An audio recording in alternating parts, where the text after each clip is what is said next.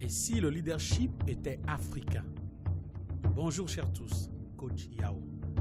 Ensemble sous l'arbre de la sagesse africaine, ensemble pour tourner la clé du bon côté.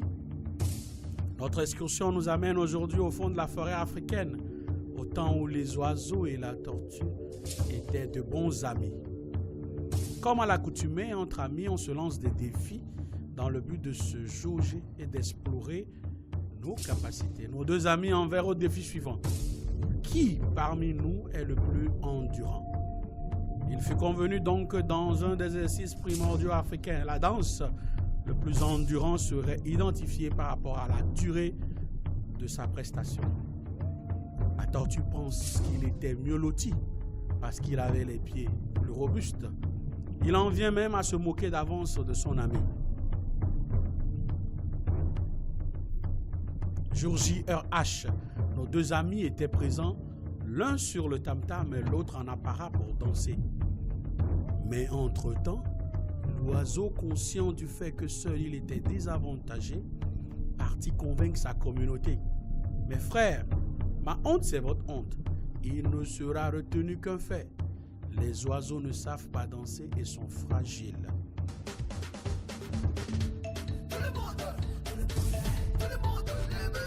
Sur notre lieu de rendez-vous, la musique battait son plein et notre ami l'oiseau dansait depuis déjà un certain temps. Il se mit à exécuter un pas des plus endiablés qui le mena à faire le tour du grand arbre. Et comme convenu la veille, un autre oiseau, au gabarit pareil et habillé à l'identique, prit la relève et sortit de derrière l'arbre en continuant les pas de danse. Notre ami tortue, concentré sur son tam-tam, n'y vit que du feu.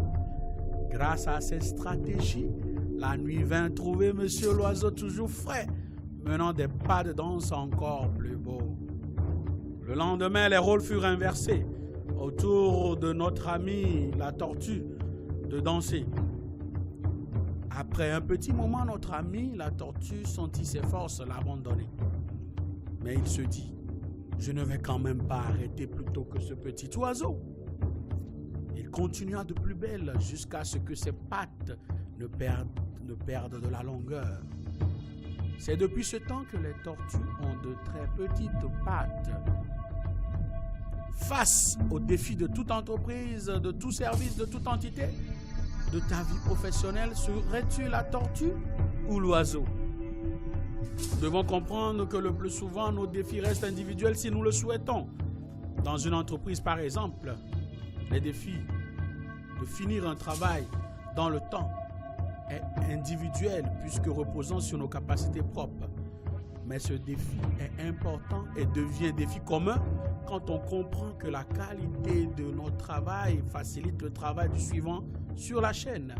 Au mieux, provoque la satisfaction et la fidélité du client dont le bénéfice nous permet de viabiliser la structure tout entière. En tant que manager, chef d'équipe, membre d'équipe, il est donc important de comprendre que nos défis professionnels sont avant tout des défis communautaires. Partager et concilier ces défis afin d'obtenir l'engagement de tous. Et finalement, laisser à chacun le temps et la place pour l'expression individuelle, pour faire sa prestation quand c'est à son tour de sortir de derrière l'arbre. La valeur du tout est plus importante que la somme des individualités. Ensemble, soyons oiseaux.